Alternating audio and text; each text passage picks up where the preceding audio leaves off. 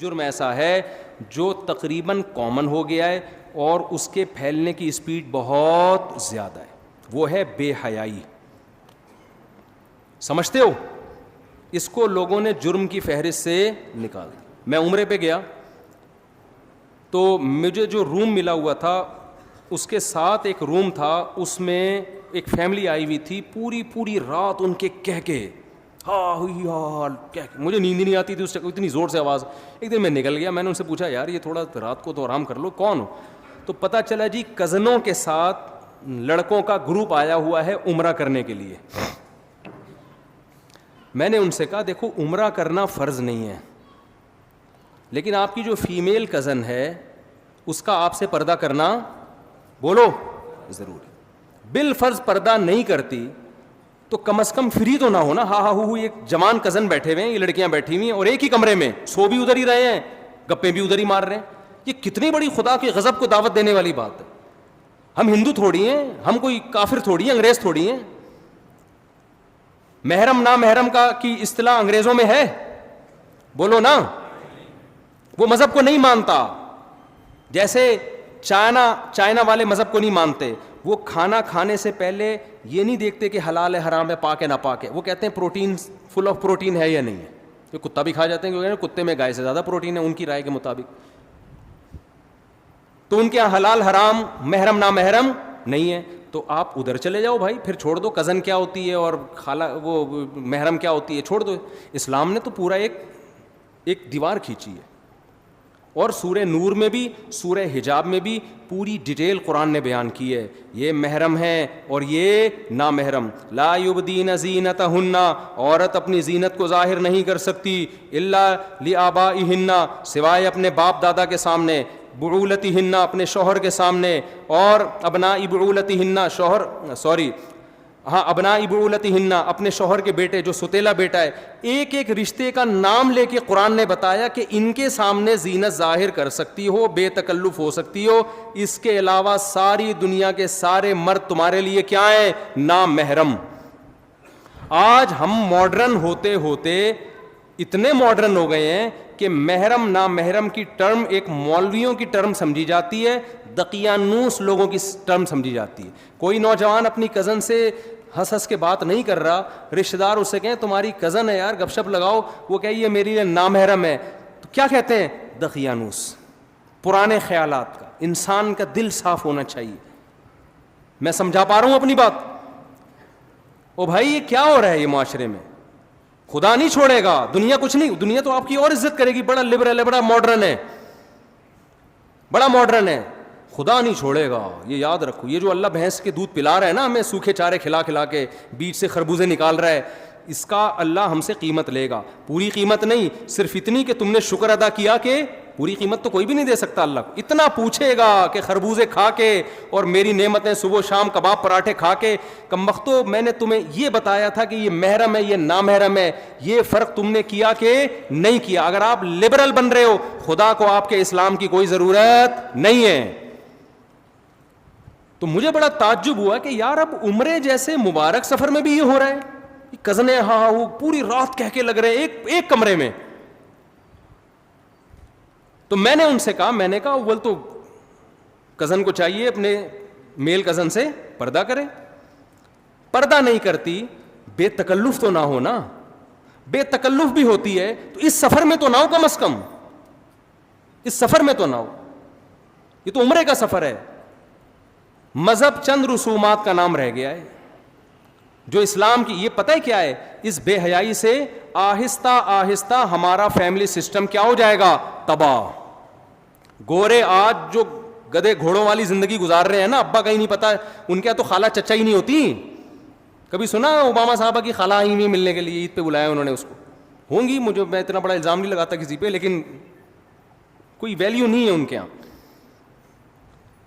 تو یہ آہستہ آہستہ جو بے تکلفیاں ہو رہی ہیں نا براڈ مائنڈڈ بن کے, اس کی سزا آپ کی نسلوں کو بھگتنی پڑے گی.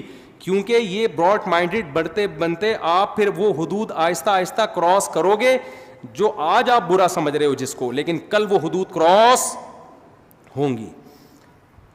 یونیورسٹیوں میں فیمیل ٹیچرس پڑھا رہی ہیں, لڑکے ان سے فری ہو رہے ہیں, ہاں وہ گپ شپ لگا رہے ہیں, کہہ رہے ہیں براڈ مائنڈیڈ ہے, ہماری نیت صاف ہے.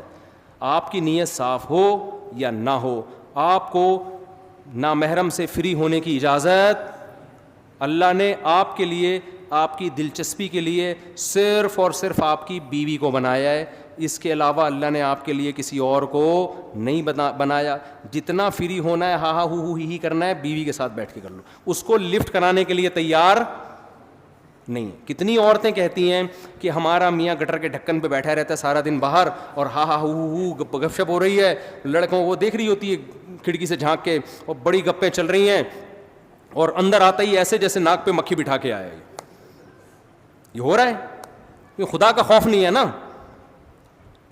بیوی سے مسکرا کے بات کرنے پہ صدقے کا ثواب ملے گا, سالی سے مسکرا کے بات کرنے پر کوئی ثواب بولو نہیں ہے, کوئی ثواب نہیں. تو ہمارا خاندانی نظام آہستہ آہستہ کیا ہو رہا ہے, تباہ.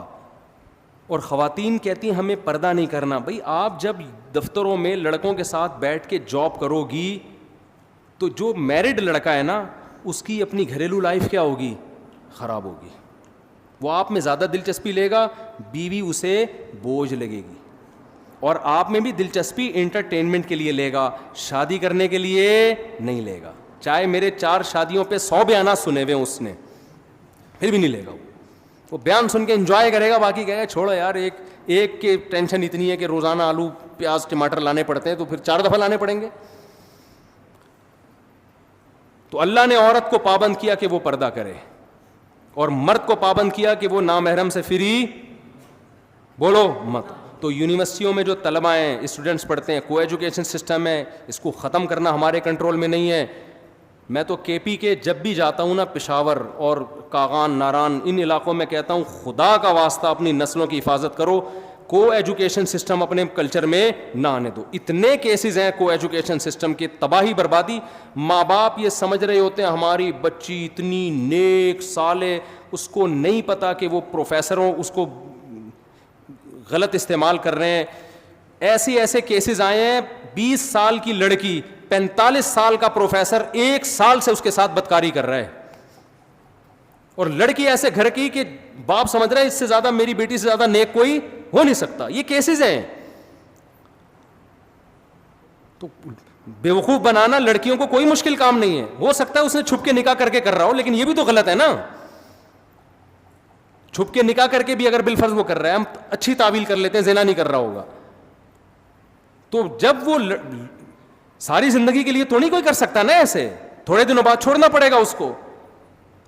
کیا باپ کو پتا چل جائے کہ میری بچی کے یہ گل کھلا رہی ہے, وہاں جا کے اس کے دل پہ تو آرے چلیں گے.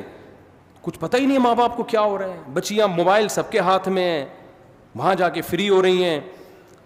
تو کو ایجوکیشن سسٹم تو زہر ہے معاشرے کے لیے, تباہی ہے. لیکن جب تک ہے ہم نہیں تبدیل کر سکتے. تو میں ان نوجوانوں سے کہتا ہوں آپ جائیں, پڑھیں, اور پتلی گلی سے واپس. ٹیچر سے کچھ پوچھنا ہو پوچھیں آپ, ہی ہا ہا ہو کی آپ کو اجازت بولو نا نہیں ہے. ریزرو ہو جاؤ آپ, نظر کی حفاظت کرو آپ. اللہ نے ہمارے لیے حلال راستے کھول دیے ہیں. نکاح کرنا پیغمبروں کی سنت ہے, بیوی سے محبت کرنا پیغمبروں کی سنت. ہمارے نبی جب گھر میں آتے مسکراتے چہرے کے ساتھ آتے تھے. آج دفتر میں جب کسی کلیگ سے بات ہوتی ہے نا, جو لیڈی ہو, بہت مسکراتے چہروں کے ساتھ بات ہوگی. اور جب گھر میں آتے ہیں تو بیگم کے ساتھ بات کرنے کا ٹائم ہے ہی نہیں. ہوتا ہے شروع میں 1-2 مہینے بڑے اچھی انجوائے کرتے ہیں لائف کو, گھوم رہے ہیں. اب تو فیس بک پہ تصویریں بھی ڈالنا شروع کر دی اپنی بیگم کی. اس کا بھی عورت کو نقصان ہو رہا ہے. یہ جو ہمارے معاشرے میں کلچر ہے نا اپنی بیویاں دکھانے کا, کیونکہ لڑکے یہ کام کرتے ہیں شو مارنے کے لیے. اس سے نقصان یہ ہوتا ہے کہ کسی کی بعض دفعہ انسان کو کوئی کم صورت والی لڑکی پسند آ رہی ہوتی ہے کسی بھی وجہ سے.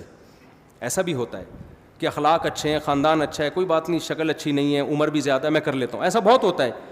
لیکن اب لڑکے اس چکر میں نہیں کرتے کہ یار دوستوں کو ہم تصویر کیا دکھائیں گے, دوست مذاق اڑائیں گے, فیس بک پہ ہم کیا ڈالیں گے. اللہ نے چھپا دیا تھا نا کہ بیوی ہے, اس کو کیا کرنا ہے, یہ تمہارے گھر کی زینت ہے, اس کو چھپاؤ, دوستوں کے سامنے اس کو دکھانے کی ضرورت نہیں ہے.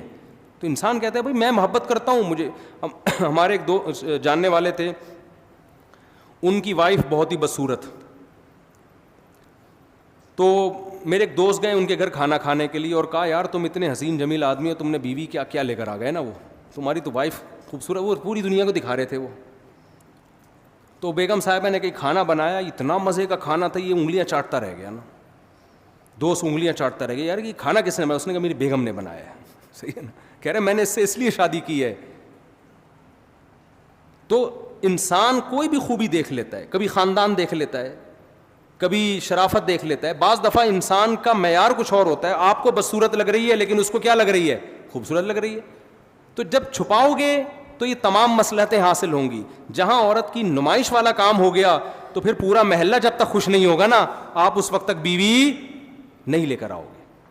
وہ ہے نا کہ وہ ایک چھوڑو, پھر زیادہ لطیفے ہو جاتے ہیں, پھر وہ افورڈ بھی نہیں کر سکتے. تو ہمارے معاشرے کا جو سب سے بڑا المیہ ہے وہ کیا ہے؟ بے حیائی. انٹرنیٹ پر فحش فلمیں, لڑکیوں سے چیٹنگ, لڑکیوں سے باتیں, یونیورسٹیوں میں گرل فرینڈ, یہ کلچر اتنا عام ہو گیا ہے.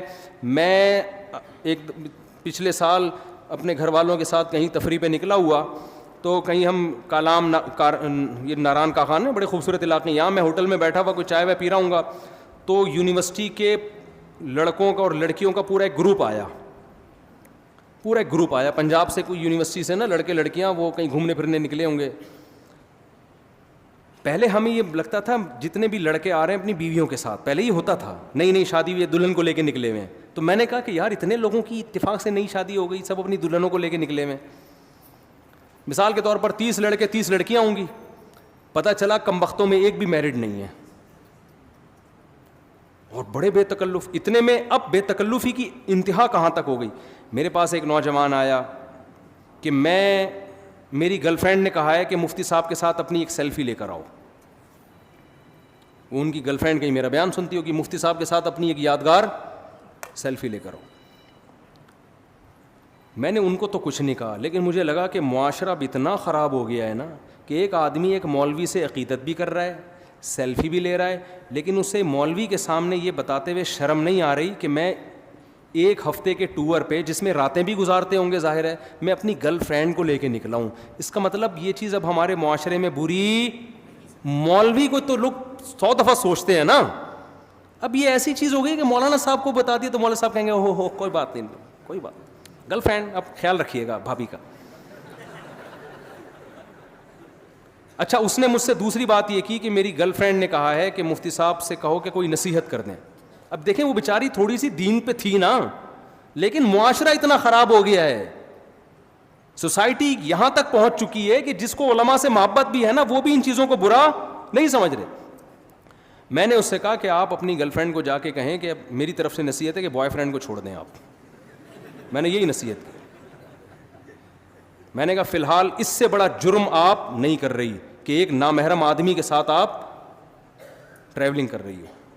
ہمارے نبی نے تو عورت کو محرم کے بغیر سفر کرنے کی اجازت نہیں دی اکیلے, اور آپ باقاعدہ نامحرم اور جوان ہو کے پوری بس جا رہی ہے. خوب سمجھ لو, غیر مسلم پہ دنیا میں عذاب نہیں آتے. مسلمانوں میں جب کوئی گناہ پھیلتا ہے نا تو اللہ اس کی دنیا میں سزا دیتا ہے.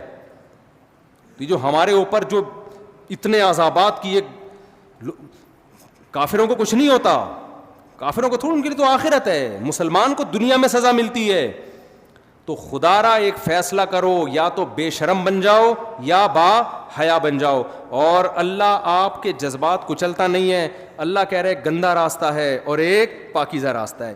گندے راستے کو چھوڑ دو, پاکیزہ راستے پہ آ جاؤ. پاکیزہ راستہ کیا ہے؟ نکاح والا راستہ. اور اس راہ میں نکاح شادی بیاہ میں جو ٹینشنیں آئے نا کہ خرچہ بڑھے گا, اللہ پہ توکل کر کے اس کو برداشت کرو. موسیٰ کلیم اللہ, حضرت موسیٰ علیہ السلام کا واقعہ قرآن بیان کرتا ہے. اللہ کے کلیم, انتہائی مقرب پیغمبر, انہیں جب لڑکی کے والد نے, ان کی زوجہ کے والد نے کہا کہ میں اپنی بیٹی آپ کو دوں گا اس شرط پہ کہ آپ 10 سال بکریاں چراؤ, کتنا بھاری بھرکم مہر تھا.